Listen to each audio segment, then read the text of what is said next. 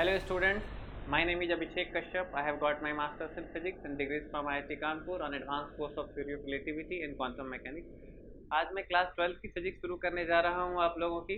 तो देखते हैं पहले कि क्लास 12 में हमें फिजिक्स में पढ़ना क्या और फिर हम लोग उसका चैप्टर शुरू करते हैं पहला। चलिए,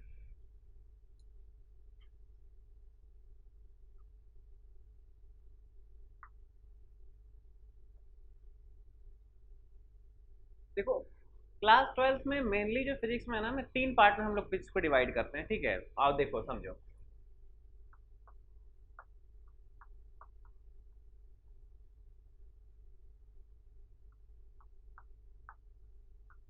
इलेक्ट्रोमैग्नेटिज्म, ठीक है, फिर ऑप्टिक्स और लास्ट पार्ट जो आपका बचता है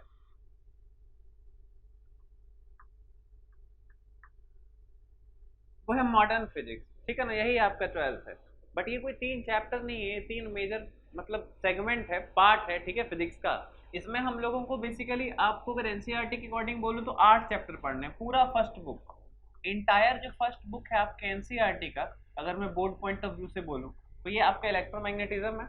ऑप्टिक्स आपका सेकंड बुक का जो फर्स्ट 2 चैप्टर होगा, यानी 9th और 10th, ये 1 to 8 होगा।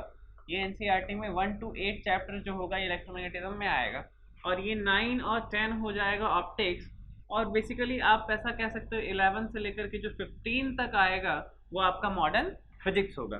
ठीक है, तो ऑप्टिक्स और मॉडर्न फिजिक्स की चर्चा हम लोग अभी नहीं करेंगे, ठीक है, इस पर हम लोग बाद में बात करेंगे। ठीक है, हम लोग पहले देखेंगे, हम लोग स्टार्ट करने वाले हैं इलेक्ट्रोमैग्नेटिज्म। और इलेक्ट्रोमैग्नेटिज्म में टोटली 8 चैप्टर आता है, जैसा मैंने यहाँ लिखा है। पहले इलेक्ट्रोस्टैटिक्स आता है ना।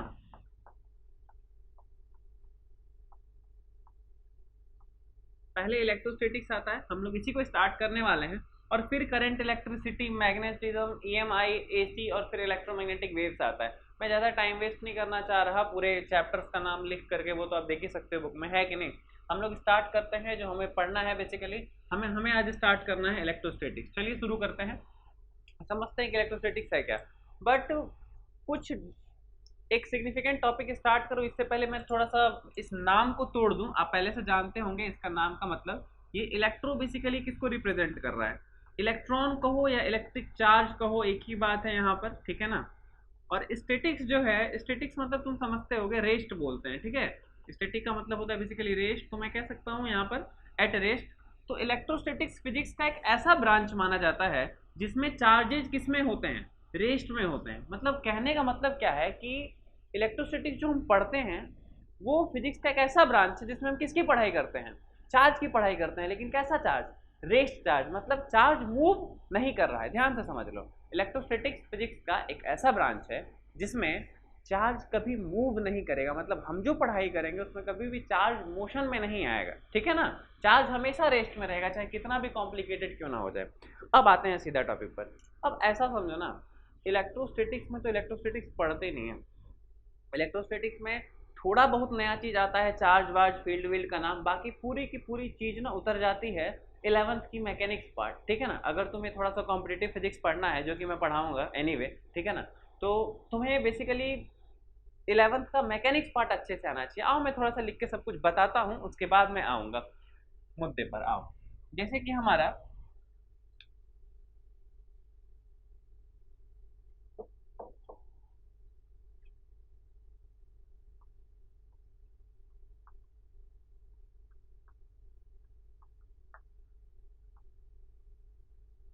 ये है इलेक्ट्रोस्टैटिक्स, ठीक है ना। ऐसा समझ लो कि न्यूटन्स लॉज ऑफ मोशन, जिसे हम एनएलएम कहते हैं, ठीक है ना, वो। उसके बाद वर्क, पावर एंड एनर्जी, ठीक है ना, डब्ल्यू पी ई। मैं ज़्यादा फुल फॉर्म अभी नहीं लिख रहा है इसमें, ठीक है ना। उसके बाद आपको हल्का फुल्का और क्या आना चाहिए? आपको सिंपल हार्मोनिक मोशन भी आना चाहिए, है ना। और जब मैं न्यूटन लॉ ऑफ मोशन कहता हूँ तो मैं यहाँ पे ऑटोमेटिकली इन्वॉल्व हो जाता है कि मैं सर्कुलर मोशन की बात कर रहा हूँ, थोड़ा बहुत, है ना। और यहाँ पर कंजर्वेशन ऑफ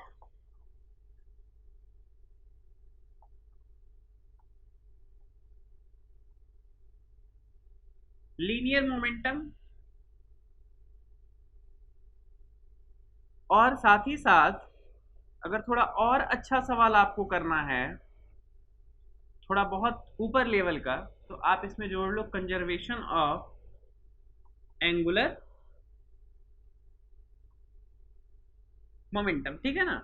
और कुछ कुछ सवाल काइनेमेटिक्स को भी मिक्स करके आ सकता है, अगर मैं चार्ज में मास जोड़ दूं और उसे मूव करा दूं, ठीक है, तो काइनेमेटिक्स भी हल्का आ सकता है, आप ऐसा समझ लो। या ये इन्वॉल्व हो गया इसी में, Newton's laws of motion NLM में ही आ गया, तो ये पूरा आपको आना चाहिए। और सबसे इंपॉर्टेंट बात क्या बाबू, कि इन सब को तो आपको अच्छे से याद रखना ही रखना है। इसके साथ अगर आपको वेक्टर्स नहीं आता,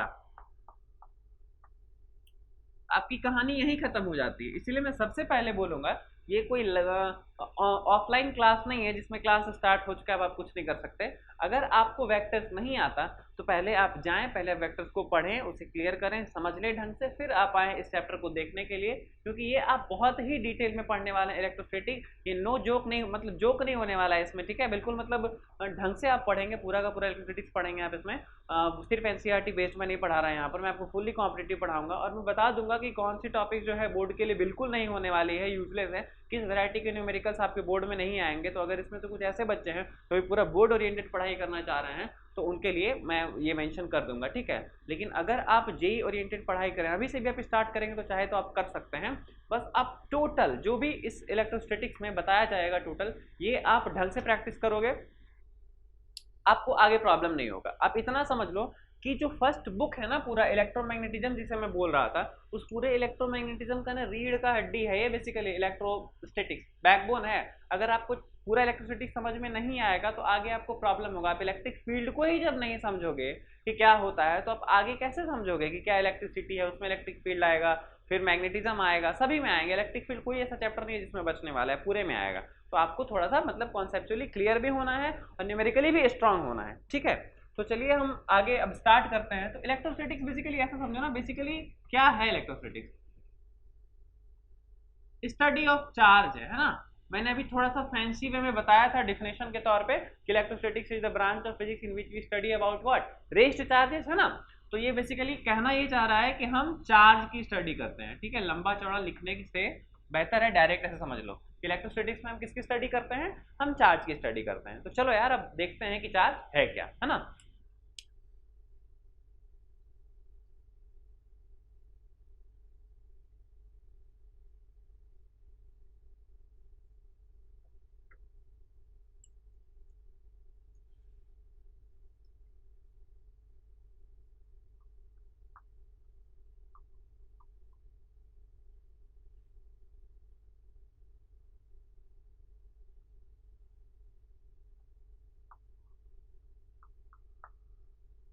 आज की क्लास हम लोग चार्ज के बारे में ही डिस्कस करेंगे। आज हम लोग कूलम्स लॉ में एंटर नहीं कर पाएंगे, आपको पता चलेगा क्योंकि हम लोग प्रॉपर्टी को थोड़ा सा ढंग से समझेंगे, और उसके बाद हम लोग जब कूलम्स लॉ में एंटर करेंगे तब हमारा न्यूमेरिकल पार्ट स्टार्ट होगा और तब वेक्टर की जरूरत पड़ेगी, ठीक है।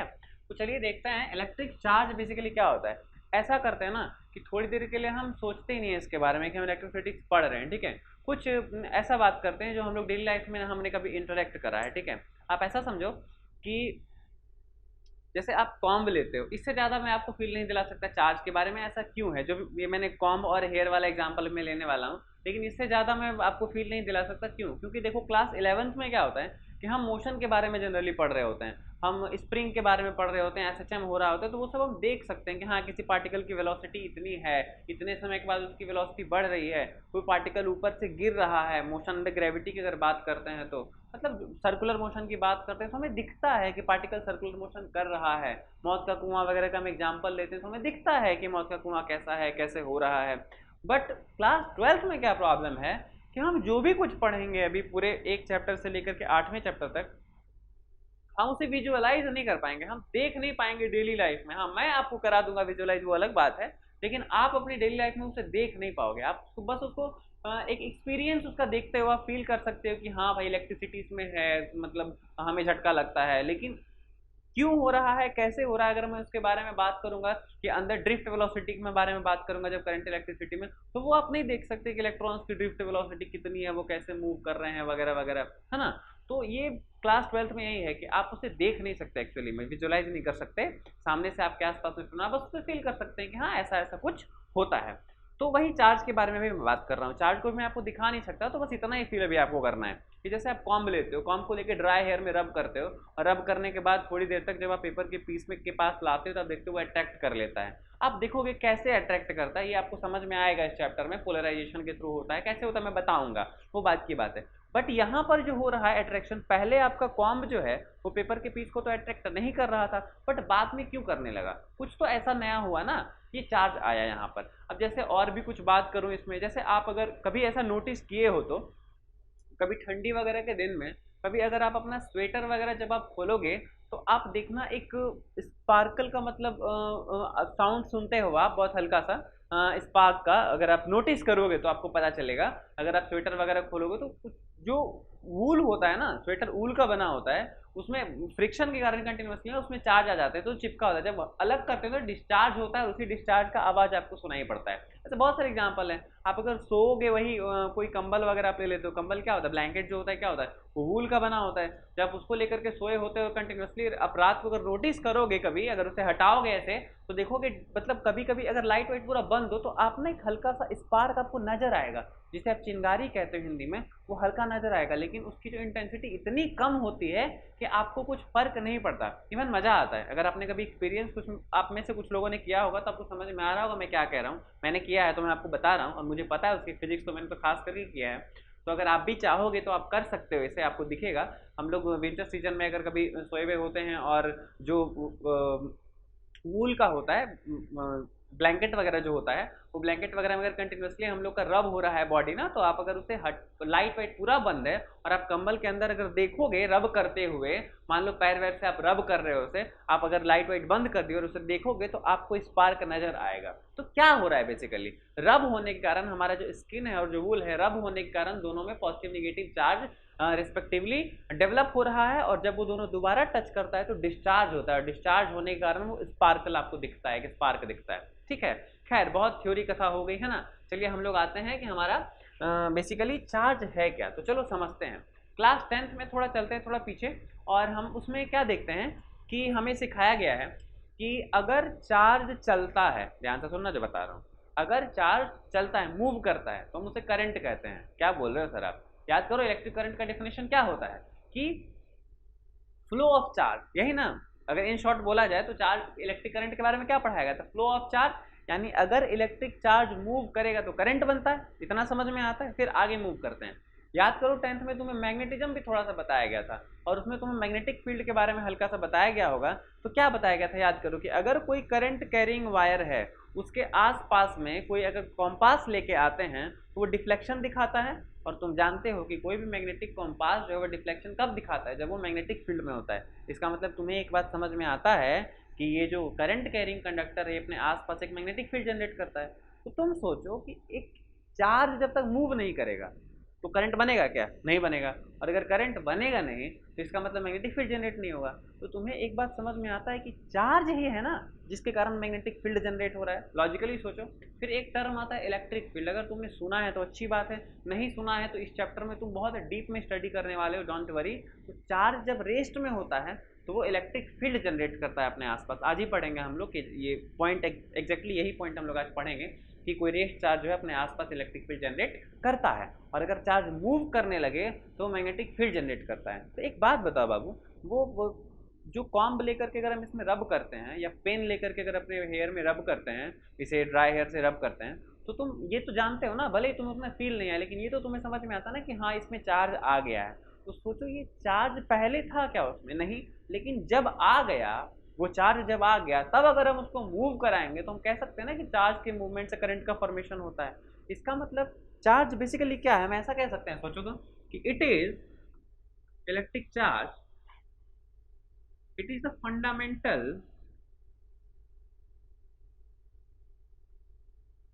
property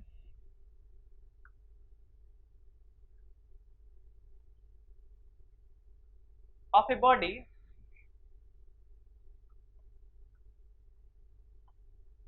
due to which it can produce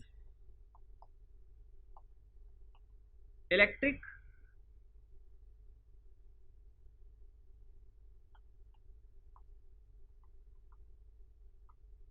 and magnetic effects. Logically सोचो, अगर चार्ज नहीं होगा तो इलेक्ट्रिक फील्ड जनरेट नहीं होगा, अगर इलेक्ट्रिक फील्ड जनरेट नहीं होगा तो फिर इलेक्ट्रिकल इफेक्ट भूल जाओ, और अगर चार्ज मूव नहीं करेगा तो करंट नहीं बनेगा, और करंट नहीं बनेगा तो मैग्नेटिक फील्ड प्रोड्यूस नहीं होगा, तो मैग्नेटिक इफेक्ट भी तुमसे नहीं होगा। इसका मतलब इलेक्ट्रिक इफेक्ट या मैग्नेटिक इफेक्ट का जो डायरेक्ट बेसिकली रीजन होता है, रूट कॉज होता है, वो कौन होता है? चार्ज। यानी चार्ज ही वो किसी बॉडी की फंडामेंटल प्रॉपर्टी है जिसके कारण इलेक्ट्रिकल या मैग्नेटिक इफेक्ट हम एक्सपीरियंस करते हैं, है ना, या प्रोड्यूस होता है। तो अगर तुम्हें चार्ज बेसिकली समझ में आ गया तो हम आगे बात करते हैं कि चार्ज की कुछ यूनिट्स के बारे में बात करते हैं। चलो थोड़ा, चार्ज का ऐसा यूनिट क्या होता है? कूलम, ठीक है, और इसे हम सी से डिनोट करते हैं। कुछ और यूनिट्स भी होती है, इसके अदर यूनिट्स के बारे में चर्चा करते हैं, जैसे इलेक्ट्रोस्टैटिक यूनिट, नाम है उसका इलेक्ट्रो स्टैटिक यूनिट, इसे ESU से डिनोट करते हैं, इलेक्ट्रोस्टैटिक यूनिट। ये होता है ESU ही कह दो, या इसका एक और नाम है स्टेट कूलम, है ना। अगर तुम इन दोनों को कंपेयर करना चाहते हो तो 1 कूलम इक्वल्स टू होता है 3 × 10⁹ ESU, ठीक है। और एक होता है इलेक्ट्रोमैग्नेटिक यूनिट, वो भी जान ही लो, है ना, नाम है, टर्मिनोलॉजी है, परेशान होने की कोई ज़रूरत नहीं है, और इसका कोई खास यूज होने वाला है भी नहीं। हम लोग का यूज मेनली कौन सा आने वाला है? कूलम। बस ऐसे थ्योरी के तौर पे से ध्यान में रख लो, कभी कभी ऑब्जेक्टिव्स में पूछ लिए जाते हैं बोर्ड्स में या वन लाइन में, है ना। इलेक्ट्रोमैग्नेटिक यूनिट को हम EMU से डिनोट करते हैं, इलेक्ट्रोमैग्नेटिक यूनिट है, ठीक है। इसे एब कूलम बोला जाता है, फुल फॉर्म इसका वैसे एब्सोल्यूट कूलम होता है, बट उसका कोई मतलब नहीं है, बस याद रख लो, रटने वाला डाटा है यहाँ पर, थोड़ा कभी कभी फिजिक्स में भी थोड़ा रटना पड़ता है, ठीक है ना। तो ये एब कूलम है, और एक कूलम इक्वल्स टू होता है 1/10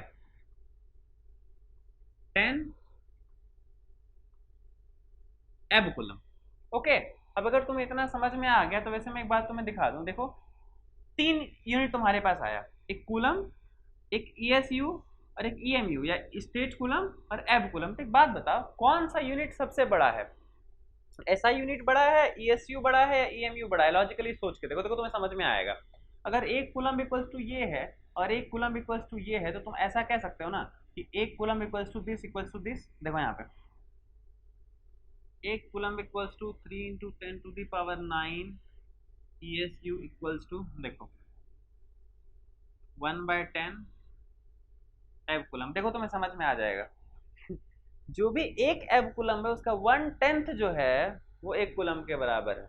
इसका मतलब सबसे बड़ा यही है ना, सोचो, सबसे बड़ा ये है, उसके बाद ये है, और एक कूलम पुरने के लिए, एक कूलम के बराबर होने के लिए कितना ESU चाहिए? 3 × 10⁹ सोचो, अगर 1 मीटर में 100 सेंटीमीटर है तो सेंटीमीटर एक जैसा कितना चाहिए? 100, तब ना 1 मीटर के बराबर होगा। तो ये बड़ा हुआ ना, मीटर बड़ा हुआ ना सेंटीमीटर से, वही बात है। यहाँ कूलम्ब बड़ा हुआ ESU से, बट एब कूलम्ब क्या है? कूलम से बड़ा है। तो तुम ऐसे लिख सकते हो, एब coulomb is basically greater than coulomb, greater than state coulomb और ESU। इतना सा तुम ध्यान रख सकते हो। अब चार्ज का हमें डिफिनेशन पता चल गया, हमें चार्ज के यूनिट्स के बारे में पता चल गया। अच्छा, एक और बात बता देता हूँ, कूलम कोई छोटा यूनिट नहीं होता है, ठीक है। एक coulomb is not a small unit, है ना। इसको हैंडल करने के लिए बहुत बड़ी इंजीनियरिंग चाहिए। तो हम लोग सर जो चार्ज जो हम लोग देखते हैं या मेजर करते हैं, यूज करते हैं, मान लो प्रैक्टिकली, तो वो किस ऑर्डर का होता है? अगर सवाल वाल हमें मिलेगा तो वो किस ऑर्डर का होता है? वो होगा माइक्रो ऑर्डर का, ठीक है ना। माइक्रो हो सकता है, नैनो हो सकता है ना, पीको हो सकता है। तो मैं इसकी वैल्यू तुम्हें बता देता हूँ। अगर माइक्रो कूलम लिखा मिलेगा तो उसका 10⁻⁻6 होता है। अगर नैनो कूलम मिले तो 10⁻⁹ कूलम होता है। और अगर पीको कूलम मिले तो 10⁻⁻12 कूलम होता है। ये कुछ कुछ चीज़ें, मिली कूलम होगा तो 10⁻³ कूलम। तुम तो जानते ही होगे, ये सब मैंने बच्चों वाली बात है, बट फिर भी मैं लिख दे रहा हूँ इन केस अगर तुम भूल गए हो तो। ओके, तो चार्ज के बारे में हमें पता चल गया, उसके यूनिट्स के बारे में पता चल गया। अब हम लोग चार्ज की प्रॉपर्टीज़ के बारे में बात करेंगे। थोड़ा थ्योरेटिकल हो रहा है, आई नो, बट अगर इसे तुम समझोगे नहीं तो कभी कभी डायरेक्ट क्वेश्चन स्टेटमेंट बेस्ड भी पूछे जाते हैं, तो तुम्हें मालूम होने चाहिए, ठीक है। फिर हम लोग एक बार इंटर करेंगे जब कूलम्स लॉ में, देन तो फिर क्या बोलूँ, है ना, फिर तो सिर्फ सवाल ही चलना है। आओ देखो, तो इलेक्ट्रिक चार्ज अपना हो गया। अब चार्ज की प्रॉपर्टीज पे बात करते हैं हम।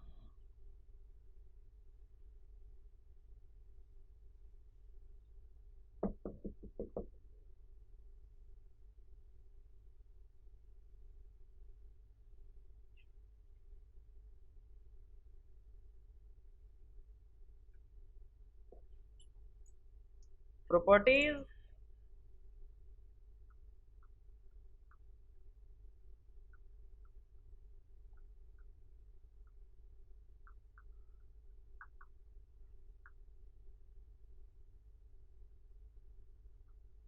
Of electric charge.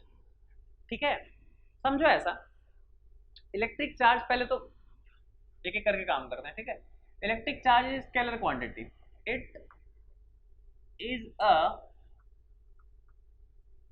Scalar quantity. Electric charge कैसा क्वांटिटी है? स्केलर क्वांटिटी है। इस मतलब सर स्केलर क्वांटिटी समझते हैं ना हम लोग, क्या होता है स्केलर क्वांटिटी? क्या होता है? ऐसी क्वांटिटी जिसके पास सिर्फ मैग्नीट्यूड होता है, डायरेक्शन नहीं होता है। तो यहाँ कहने का मतलब क्या है उसका? ऐसे कहने का मतलब ये है कि चार्ज को हम सिंपल रूल से जोड़ सकते हैं। उसे जोड़ने के लिए हमें कोई स्पेशल नियम नहीं चाहिए, मतलब वेक्टर एडिशन वगैरह का नहीं चाहिए। तो अगर मान लो तुम्हें यहाँ पर मान लो तो 5 कूलम लिखा हुआ है, +5 कूलम एक बॉडी है, उस पर कोई दूसरा बॉडी है उस पर -3 कूलम है, कोई और दूसरा बॉडी है मान लो उस पर +1 कूलम है। हम बोलें कि बताओ ये अगर एक सिस्टम है, इस पर टोटल चार्ज कितना है इस सिस्टम में? तो कुछ नहीं, 5 + 1 6, 6 - 3, टोटल चार्ज तुम बोलोगे 3 कूलम है। नेट चार्ज कितना हो गया? Q net equals to 3 coulomb. मतलब इसे जोड़ने के लिए कोई रूल की मतलब क्या बोलूँ इसे बताने के लिए, फालतू मतलब ऐसे ही लिखा जाता है। तुम इसके ये स्केलर क्वांटिटी है, इसे जोड़ने के लिए कोई स्पेशल रूल नहीं चाहिए, दिस इज द रूल, समझ जाए। चलो दूसरे नंबर पे बात करते हैं। चार्ज स्केलर क्वांटिटी है, क्लियर हो गया। अब दूसरा अगर बात करें तो हम लोग थोड़ा सा और बेसिक बात करते हैं। हम लोग ई सिंबल को जानते हैं ना। बहुत लोगों को कंफ्यूजन होता है कि ई सिंबल जो इलेक्ट्रॉन को रिप्रेजेंट करता है, नहीं, ई इलेक्ट्रॉन को रिप्रेजेंट नहीं करता, ई माइनस इलेक्ट्रॉन को रिप्रेजेंट करता है। तो फिर ई क्या रिप्रेजेंट करता है? Sir symbol of E represents ये 1.6 into 10⁻⁻19 coulomb of charge, charge के इतने वैल्यू को रिप्रेजेंट करता है ई। यानी कहीं सिर्फ ई लिखा हुआ है, माइनस नहीं है, तो वो इस वैल्यू को बता रहा है। ठीक है ना? तो फिर sir E minus is what? इस सिंबल ऑफ इलेक्ट्रॉन है, ये ध्यान रखना है। ठीक है, तो अगर चार्ज ऑफ इलेक्ट्रॉन पूछा जाए, चार्ज ऑफ इलेक्ट्रॉन पूछा जाए तो सब चार्ज ऑफ इलेक्ट्रॉन होता है -E, और ई क्या है? 1.6 into 10⁻⁻19 coulomb. Charge of proton की बात की जाए तो charge of proton is basically +E and that is +1.6 into 10⁻⁻19 coulomb. अब इससे मुझे एक और बात ध्यान आ रहा है, चार्ज ऑफ पॉजिट्रॉन। पॉजिट्रॉन का नाम सुने हो नहीं सुने, कोई बात नहीं, पॉजिट्रॉन को वैसे ई प्लस से डिनोट करते हैं। ठीक है, बट उसका कोई पॉइंट नहीं है, मैं डायरेक्ट लिख देता हूँ। इसका जो चार्ज होता है वही होता है 1.6 इंटू 10⁻⁻19 कूलम। अच्छा, अगर कोई बच्चे सोच रहे हो कि सर इसके आगे 6 के आगे कुछ नहीं होता, होता है, बट हमें जो कैलकुलेशन के लिए लेना है, याद रखना है, वो ये डाटा है। अगर कभी जरूरत होगा वैसा तो वो क्वेश्चन में मेंशन रहेगा, जो भी रहेगा, ठीक है, सिचुएशन के हिसाब से, बट हमें कितना याद रखना है? ये डाटा याद रखना है। तो पॉजिट्रॉन का चार्ज इतना होता है। फिर होता है चार्ज ऑफ अल्फा पार्टिकल, ये फेस हमें करना होगा। ठीक है, अल्फा पार्टिकल हमें मिलेगा, तो अल्फा पार्टिकल का चार्ज होता है 2 टाइम्स ऑफ ई। तो 2 इंटू ई कितना होता है? 2 इंटू 1.6 यानी 3.2 प्लस इंटू 10⁻⁻19 कूलम। कुछ डाटा है, आपको याद रखना पड़ेगा। ठीक है ना? अगर आप इसे याद रखेंगे तो कूलम्स लॉ का फॉर्मूला को यूज करने में, सवाल बनाने में, या क्वांटाइजेशन ऑफ चार्ज वगैरह को बनाने में आपको दिक्कत नहीं होगा, और कोई बात नहीं है। चलिए हम लोग आगे देखते हैं अब, कि जैसे यहाँ तक तो हमारा क्लियर हो गया कि पहला, चार्ज स्केलर क्वांटिटी है, उसे ऐड करने के लिए हमें कोई स्पेशल रूल नहीं चाहिए। यानी अगर किसी बॉडी के अलग अलग पार्ट्स पे मान लो चार्ज को दिया हुआ है, ऐसे ऐसे ऐसे बोला गया टोटल चार्ज कितना है, तो कुछ नया नियम नहीं चाहिए, सिंपली जोड़ने आता है, जोड़ दो, दैट्स इट। ठीक है ना? इसे किताबों में ना एडिटिविटी भी कहते हैं। ठीक है ना? कि एडिटिविटी ऑफ इलेक्ट्रिक चार्ज, ऐसे तो उतना मैं कॉम्प्लेक्स नहीं बना रहा हूँ टर्म को। जब बात यही है, दोनों का मतलब वही है, तो कॉम्प्लेक्स टर्म यूज करने का कोई लॉजिक नहीं है। ठीक है, तो चलिए अब हम लोग तीसरी प्रॉपर्टी को देखते हैं, क्या है।